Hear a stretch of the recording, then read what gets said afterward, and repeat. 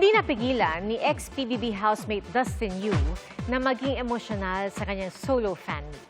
Sa gitna po ng event, napaluha ang aktor dahil sa mensahe ng kanyang mga fans. Ayon sa kanyang fans, mananatili silang loyal kay Dustin dahil sa kanyang magandang pakikitungo. Hanggang ngayon, halos hindi pa rin makapaniwala si Dustin sa dami ng sumusuporta sa kanya.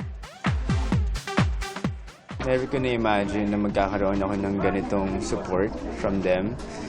And lagi ko nga siya iniisip pagka uwi ko sa bahay na grabe yung love na binibigay nila sa akin. Ito talaga yung perfect definition of loyalty.